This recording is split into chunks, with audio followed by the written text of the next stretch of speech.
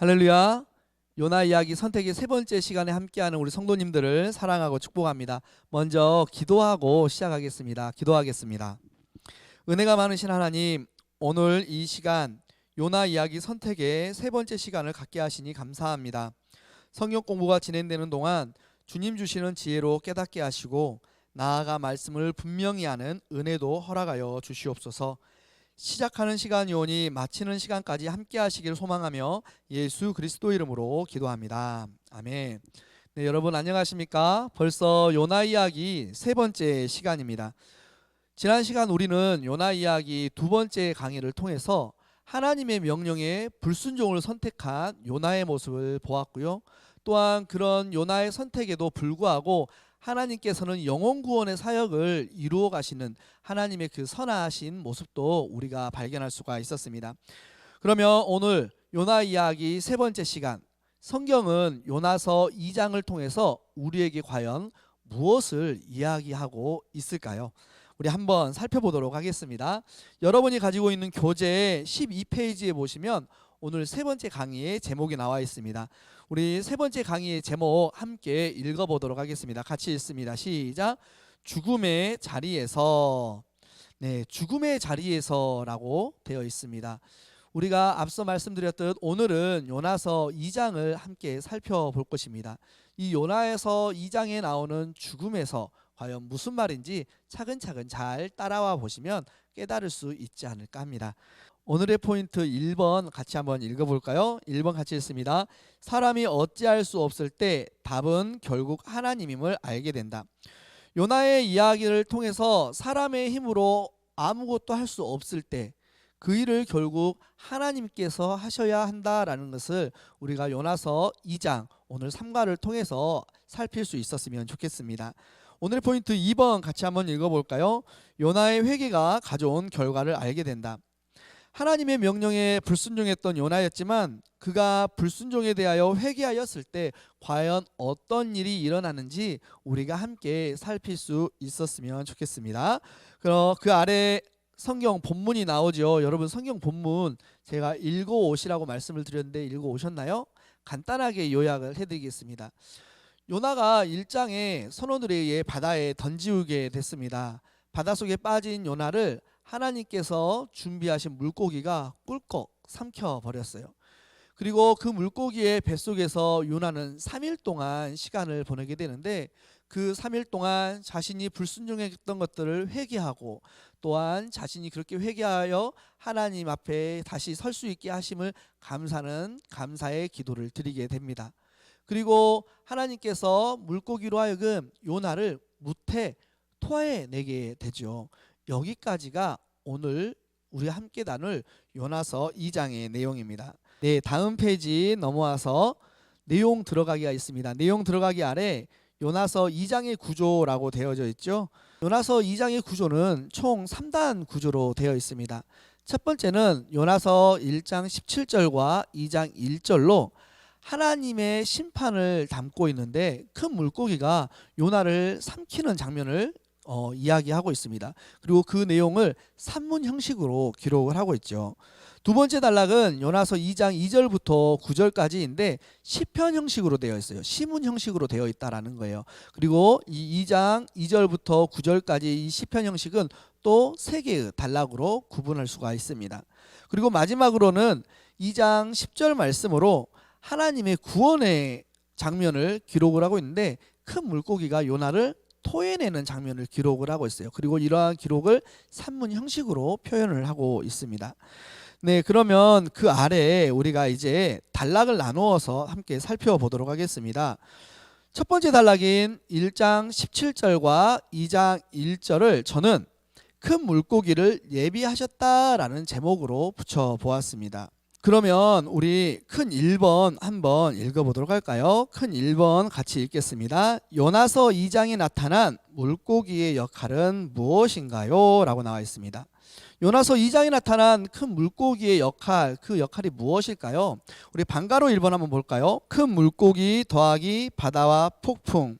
이 바다와 폭풍은 요나서 1장 4절에서 16절에 등장하는 바다와 폭풍입니다. 그리고 그 옆에 화살표로 해서 내용을 적게 되어 있는데 제가 먼저 설명을 좀 드릴게요. 요나서 2장에 등장하는 이 물고기는 요나서 1장 4절부터 16절까지 등장하는 바다와 폭풍, 그것과 똑같은 역할로 사용이 되어집니다. 바로 요나로 하여금 깨닫게 하고 알게 하는 역할로 사용이 되었다는 거예요. 그리고 그와 동시에 바다와 폭풍 그리고 물고기는 하나님께서 창조주이시며 하나님께서 참 신임을 드러내는 역할을 하고 있습니다. 그러니까 여러분 방가로 1번의 화살표 옆에 이렇게 적으시면 돼요. 창조주 하나님 그리고 참 신이신 하나님. 창조주 하나님과 참 신이신 하나님을 드러내는 역할로 물고기가 사용이 되었다라는 거예요.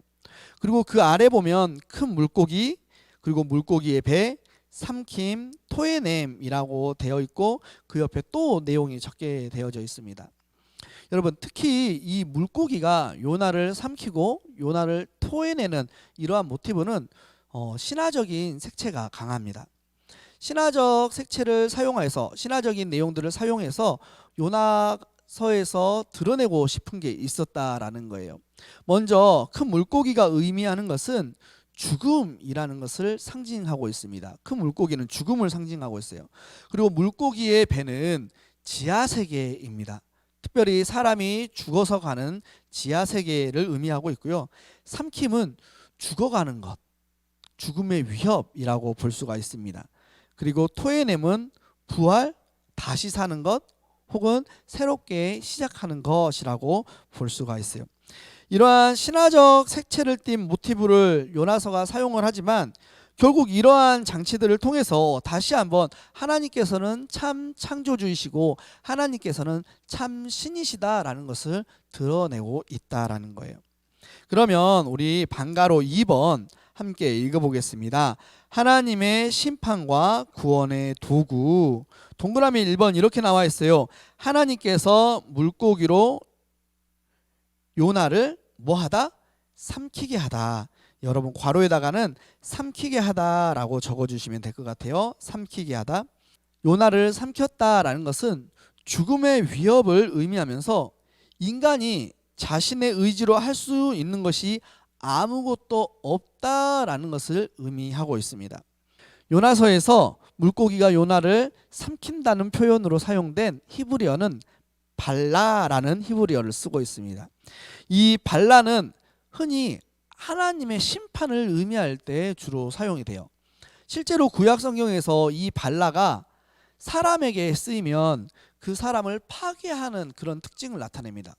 그런데 이 발라라는 동사의 주어가 하나님일 경우에는 하나님의 심판의 행위로 이렇게 나타나게 됩니다. 하나님께서 물고기로 하여금 요나를 삼키게 했다라는 것은 하나님의 심판의 행위로 물고기가 요나를 삼켰다라는 것을 의미하고 있습니다. 그러면 동그라미 2번 한번 보도록 할게요. 동그라미 2번 큰 물고기의 뱃속에서 괄호 이렇게 되어 있는데 이 괄호 안에 3일이라고 쓰시면 될 것 같아요. 큰 물고기의 뱃속에서의 3일. 하나님께서는요 요나서 2장에서 물고기가 요나를 삼키게 하셨습니다. 그리고 요나가 그 뱃속에 있는 동안 자신의 심경 변화의 주체가 되게 하셔요. 즉 쉽게 말하면 요나를 자유의지가 없는 수동적인 존재, 즉 하나님께서 이리 두고 저리 두고 마음대로 할 수 있는 존재로 두신 것이 아니라 비록 물고기에게 삼켜지기는 했지만 자기 스스로 자신의 상황을 인지하고 그 상황 안에서 자신의 심경을 변화시켜가는 그러한 주체적인 존재가 되게 하셨다라는 것입니다. 특히 요나는 3일 동안 큰 물고기의 뱃속에서 머물러 있으면서 죽음과 삶이 공존하는 시간 그리고 그 공간 속에서 자신의 처지를 직면하면서 자신의 실존, 자신의 존재를 깨닫게 되어집니다. 돌이켜보면 현대인들은 먹고 살기 위해 정신없이 이리 뛰고 저리 뛰기 때문에 자신을 돌아볼 여유가 없습니다. 그렇게 하나님께서 자신을 향한 나를 향한 하나님의 뜻을 깨닫기가 어려워요. 이러한 사람들을 하나님께 향하도록 하는 요소가 바로 요나가 경험한 물고기의 뱃속에서의 3일이라고 할 수가 있습니다. 이 3일 동안 현대인들은 시간과 공간의 멈춤을 통해서 하나님의 음성을 들을 수 있다라는 것이에요. 이런 관점으로 보면 물고기의 뱃속에서의 3일은 요나와 현대를 살아가는 우리 기독교인들에게 하나님께서 주시는 기회, 하나님께서 주시는 은혜의 시간이라고 볼 수 있어요. 비록 현재는 내게 고난이고 어려움의 시간이지만 이 시간을 통해서 내가 하나님을 만나고 하나님을 생각하고 하나님 앞에 설 수 있다. 그것이 바로 저와 여러분에게 은혜의 시간이 될 수 있다라는 것입니다. 동그라미 3번, 큰 물고기가 요나를 육지에 어떻게 했죠? 네, 토해냈습니다. 그래서 이 괄호에는 토하다라고 쓰시면 될 것 같습니다. 요나서 2장 10절에서는 큰 물고기를 통해서 죽음으로부터 생명으로 거듭나는 행위들을 묘사를 하고 있는데요. 이 죽음으로부터 생명으로 거듭나는 행위를 토하다라는 단어, 바이아케라는 단어를 쓰고 있습니다. 네, 단순히 이 바이아케라는 단어는요, 인간이나 생명체가 그 자신의 뱃속에 있는 것을 뱉어내다라는 것을 의미하고 있어요. 그런데 이것을 구원 행위적 관점으로 보면은요, 죽음의 장소에서 생명의 장소로 옮겨지는 것을 뜻하고 있습니다. 즉, 우리가 살펴본 괄호 1번과 괄호 2번의 내용을 종합해 보면 요나서에서 물고기는 하나님의 심판과 구원의 도구로 사용이 되어지고 있습니다. 또한 그 물고기의 뱃속에서 요나는 무기력한 자신의 실제와 마주하면서 하나님을 의지할 수밖에 없다라는 것을 깨닫게 하는 그러한 도구로 사용이 되어지고 있어요. 우리가 이러한 내용을 알고 큰 2번 같이 한번 살펴보겠습니다. 큰 2번 같이 읽어볼까요? 같이 읽습니다. 요나는 2절의 말씀을 통해 자신이 수올에 처해 있는 것과 같다라고 말하고 있습니다. 요나가 자신이 수올에 있다라고 말하는 것은 어떤 의미가 있을까요? 2절 말씀 이렇게 나와 있어요. 2절 제가 읽어드릴게요. 이르되 내가 받는 고난으로 말미암아 여호와께 불러 아뢰었더니 주께서 내게 대답하셨고 내가 수올의 뱃속에서 부르짖었더니 주께서 내 음성을 들으셨나이다. 아멘. 우리 방가로 1번 히브리어로 스올이라고 되어져 있습니다. 이 스올은 죽은 자들이 가는 곳입니다. 그리고 우리말 성경에는 옆에 나와 있듯이 음부라고 번역이 되어져 있어요. 고대 이스라엘 사람들은 이 생에서의 삶이 다하면 수올로 돌아가 거기서 잠을 잔다라고 생각을 했어요. 그러니까 지금 기독교와는 조금 다른 관점을 가지고 있었죠. 지금 오늘날의 기독교는 사람이 죽으면 하나님의 심판에 따라 천국이나 지옥으로 가게 되었는데 고대 이스라엘 사람들은 사람이 죽으면 수올로 내려가 조상들과 함께 그곳에서 잠을 잔다라고 이해를 하고 있었다라는 것이에요. 특별히 괄호인 부분이 있죠. 이 괄호에다가는 죽음 후에 가는 곳이라고 쓰면 될 것 같습니다. 죽음 이후에 가는 곳. 사무엘상 25장 15절이라고 되어 있는데 잘못 나온 거예요. 사무엘상 28장 15절입니다. 사무엘상 28장 15절이에요. 왜 사무엘상 28장 15절이 수올, 음부, 죽음 이후에 가는 곳이라는 것을 나타내는 성경 구절일까라는 의문이 들 수가 있습니다. 사무엘상 28장 15절 전 상황이 어떻게 되냐면요, 사무엘은 이미 죽었습니다. 그런데 사울 왕이 블레셋과 전쟁을 해요. 이 블레셋과의 전쟁에서 자신이 과연 승리할 수 있을까 그게 궁금해서 무당을 불러다가 음부에서 잠을 자고 있는 사무엘을 불러 신접하는 내용이 나와 있습니다.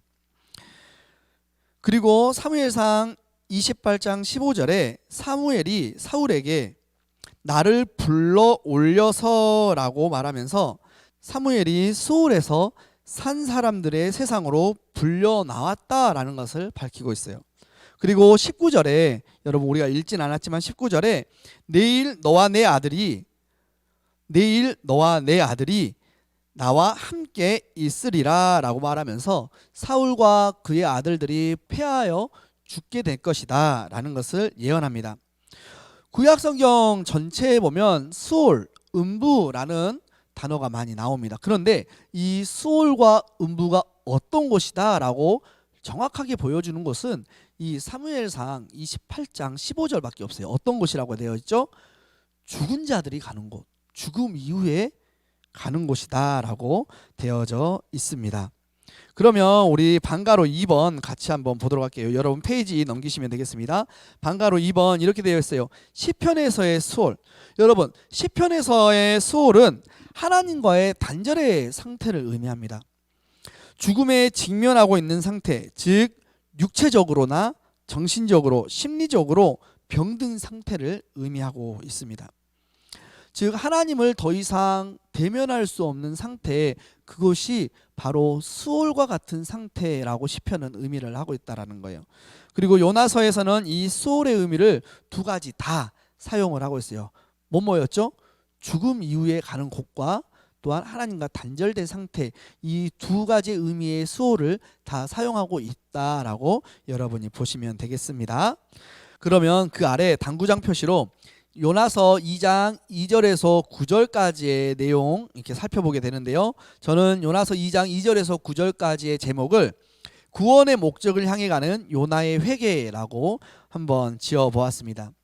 요나서 2장 3절에서 9절까지 아니죠. 3절에서 9절까지가 아니라 2절에서 9절까지의 시문은 한 개인이 고난의 상황으로부터 구원을 받고 그로 인해 하나님을 찬양할 근거들을 제시받고 있습니다.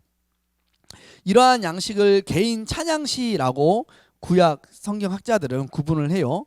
그리고 요나서 2장의 시문은 또 세 부분으로 나누어질 수 있고 이것들은 구원이라는 하나의 목적을 지향하고 있습니다. 그러면 큰 3번 같이 한번 읽어볼까요? 요나서의 시편은 세 단락으로 나눌 수 있습니다. 각 단락의 내용은 무엇이며 또 의미하는 바는 무엇일까요? 세 개의 단락으로 2절부터 9절까지가 나뉜다고 말씀을 드렸어요. 그리고 우리가 앞에 표에서 살펴보았죠. 2절부터 4절까지 한 단락, 그리고 5절부터 7절까지 한 단락, 8절부터 9절까지 한 단락 이렇게 나눠볼 수 있는데 각 단락들을 좀 구체적으로 한번 살펴보도록 하겠습니다. 방가로 1번 요나서 2장 2절부터 4절까지의 내용 괄호에 있는 요나라고 나와 있어요. 우리 2절부터 4절 말씀 한번 읽어보도록 할까요? 여러분 화면을 보시거나 성경책을 보시면 되겠습니다. 2절부터 4절입니다. 이르되 내가 받는 고난으로 말미암아 여호와께 불러 아뢰었더니 주께서 내게 대답하셨고 내가 수올의 뱃속에서 부르짖었더니 주께서 내 음성을 들으셨나이다. 주께서 나를 깊음 속 바다 가운데에 던지셨으므로 큰 물이 나를 둘렀고 주의 파도와 큰 물결이 다 내 위에 넘쳤나이다. 내가 말하기를 내가 주의 목전에서 쫓겨났을지라도 다시 주의 성전을 바라보겠나이다 하였나이다. 아멘. 네, 그러면 우리 방가로 1번 먼저 설명을 드릴게요. 요나서 2장의 시는 거센 바닷속으로 던져진 요나를 물고기가 삼켰고 그 뱃속에 들어간 요나가 하나님을 향해 기도하는 행위로 시작을 하고 있습니다. 하나님의 얼굴을 피해 다시스로 도망가면 될 것이라고 생각했던 요나는 배 밑창보다 더 깊고 은밀한 물고기 뱃속에 갇혀 이제는 하나님을 간절히 찾게 되었습니다.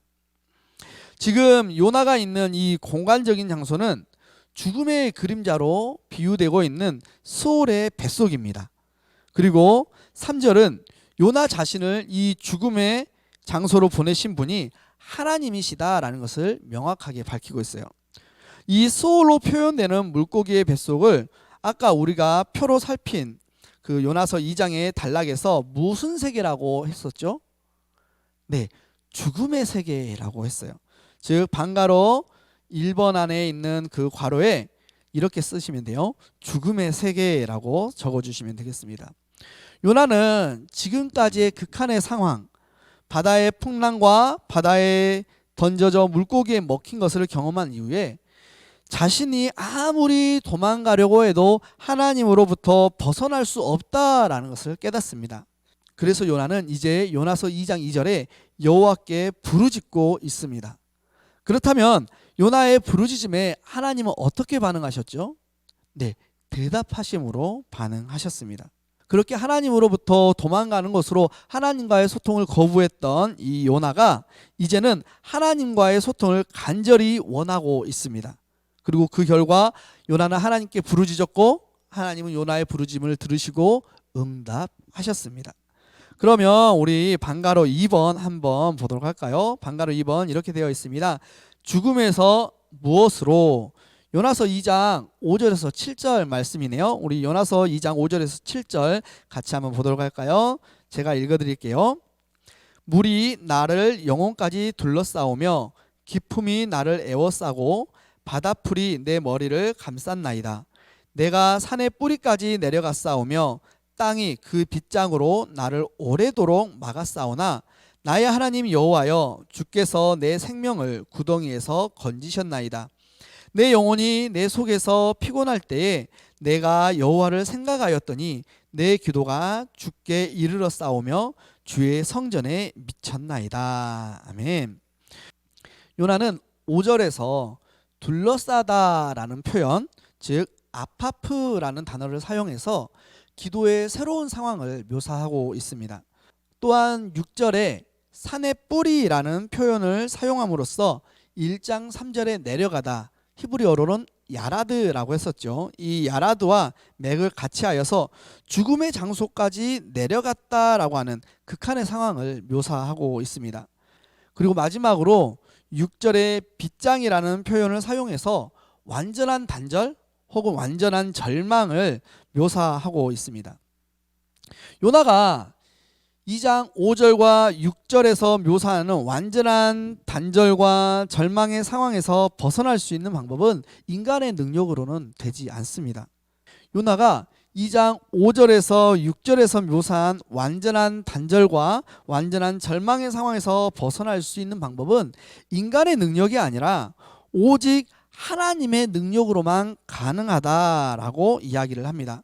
왜냐하면 어찌할 수 없는 상황을 돌이킬 수 있는 것은 인간의 힘으로는 불가능하기 때문입니다. 성경 9절에서도 6절을 보면은요, 내가라고 시작을 하고 있습니다. 그런데 하반절에 가면 나의 하나님 여호와께서라고 하면서 일의 진행의 주체, 이 상황의 주체가 하나님으로 바뀌는 것을 볼 수가 있습니다. 즉 요약하면 요나의 마음에 일어난 변화는 고난의 상황이 자신의 능력이 아니라 하나님을 통해서 바뀐다라는 것을 요나가 인지하고 이제 고백하고 있다라는 거예요. 마지막으로 7절을 보면은요, 7절 이렇게 나와 있어요. 내 영혼이 내 속에서 피곤할 때에 내가 여호와를 생각하였더니 라고 하면서 시작을 하고 있습니다. 7절의 두 단어, 피곤하다 그리고 생각하다라는 단어는, 피곤하다는 아타프라는 단어를 쓰고 있어요. 아타프라는 단어를 쓰고 있고, 생각하다라는 단어는 자카르라는 단어를 쓰고 있습니다. 우리가 요나서에서 본 이 피곤하다, 이 아타프라는 단어는 다른 말로 바꾸어 보면 약해진다라고 볼 수가 있습니다. 그리고 생각하다라는 단어인 자카르라는 단어는 기억하다라고 바꾸어 표현할 수가 있어요. 즉 요나의 영혼이 피곤하고 약해질 때 요나가 하나님을 생각하고 기억했다라고 성경이 우리에게 말해주고 있는 것입니다. 이때 생각 혹은 기억은 하나님을 전적으로 신뢰하는 믿음의 전환이다라고 볼 수가 있습니다. 그리고 이러한 전환에서 확실하게 보여주는 것이 7절 하반절인데요. 우리 7절 하반절 같이 한번 볼까요? 7절 하반절 이렇게 나와 있습니다. 내 기도가 주께 이르렀사오며 주의 성전에 미쳤나이다 라고 나와 있어요. 사실 요나는 이 기도를 드리는 지금도 하나님과 단절된 장소에 있습니다. 그리고 하나님을 신뢰합니다 라고 고백했지만 여전히 요나는 물고기의 뱃속에서 탈출하지 못한 상태이죠. 그리고 하나님과의 관계 역시 회복되어지지 못한 상태입니다. 그러므로 7절 하반절의 요나의 기도는 공간의 변화를 가져오는 것이다 라고 보기보다는 하나님과의 관계의 단절을 이제는 종식하는 의미로 사용되었다라고 볼 수가 있다라는 거죠. 방가로 2번 죽음에서 괄호로라고 나와 있습니다. 이 괄호에다가 생명이라고 쓰시면 될 것 같아요.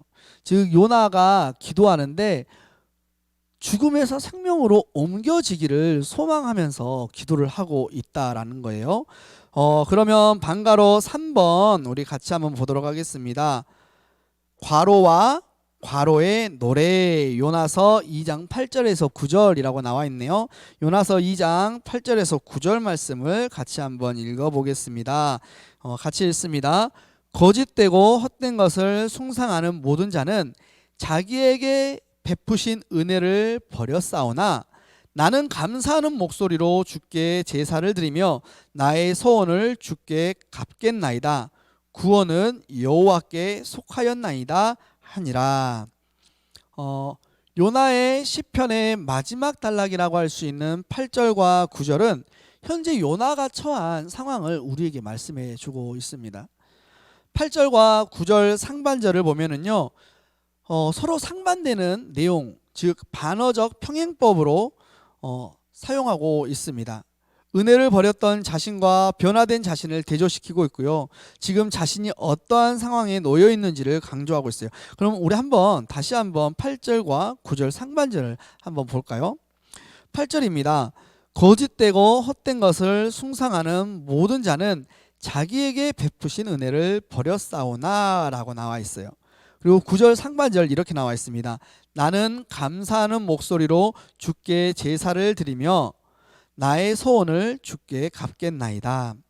8절에 거짓되고 헛된 것을 숭상하는 모든 자, 이 거짓되고 헛된 것을 숭상하는 모든 자와 상반되는 것으로 9절에 나는 감사하는 목소리로 주께 제사를 드리며 라는 이 표현을 쓰고 있습니다. 또한 8절에 은혜를 버렸사오나 라는 이 표현에 상반되는 표현으로 9절에 나의 소원을 주께 갚겠나이다 라는 표현을 쓰고 있어요. 서로 이렇게 대치되어지는 표현을 쓰면서 내가 이렇게 바뀌었다 라고, 나는 지금 이런 상황이다 라고 요나가 이야기하고 있다라는 것입니다. 그러면 방가로 3번에 빈칸 한번 채워볼까요? 첫 번째 빈칸에는 찬양이라고 쓰시면 되고요. 두 번째 빈칸에는 감사라고 쓰면 됩니다. 그래서 방가로 3번은 찬양과 감사의 노래라고 우리가 붙여볼 수가 있습니다. 요나는 8절과 9절을 통해 내가 이제는 하나님 앞에 제사하며 하나님 앞에 약속했던 서원한 것들을 갚겠습니다 라고 하면서 찬양과 감사의 기도로 자신의 기도를 마무리를 하고 있다라는 것이에요. 그리고 드디어 장소의 변화가 일어납니다. 2절부터 9절까지 요나는 빗장으로 단절되어 있던 구덩이 속에 있었지만 이제 구원의 자리, 생명의 자리로 옮겨지게 되었습니다. 그리고 요나는 9절을 통해 우리가 지금 어느 곳에 있든지 찬양과 감사의 제사를 드릴 수 있는 곳이라면 그곳이 바로 성전이 된다라고 말하면서 마지막에 이렇게 고백하고 있습니다. 여러분 한번 밑줄 한번 그어볼까요? 구원은 여호와께 속하였나이다. 아멘. 구원이 누구에게 속했다고요? 여호와께 속하였나이다. 그렇게 적고 있습니다.